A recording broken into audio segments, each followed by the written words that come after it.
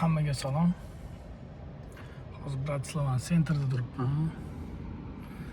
Mana prezident uyi, Oqsaroy, tepasi bayrog'i turibdi.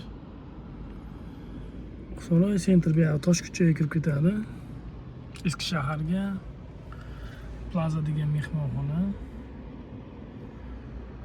Ichida kazinosi bilan. Eng qiziqarlisi bu yerda radar yo'q. Bratislavada radar yo'q. Bu kameraga, palasaga qo'yilgan radarlar yo'q.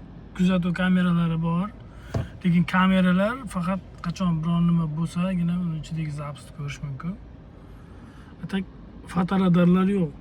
Radar turadi, o'zlari chiqib turadi. Bizda oldin turardi pistoletda, xuddi o'shanda kameraga o'xshaganda chiqib turadi. Uni radioda qayerda radar turibdi, hammasini aytadi.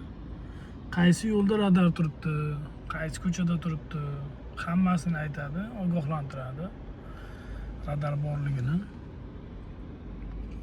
Tak что taksi qilsalaring, o'ylanmasalaring bo'ladi. Palasa malasa radar degan narsa yo'q. Faqat o'sha radarlar chiqqan paytda o'sha hushyor bo'lsalaring bo'ldi.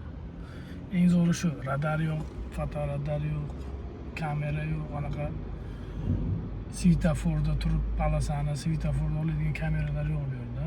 Sababi odamlarda maosh kamligi uchun unaqa radarlar qo'yilmaydi ekan-da.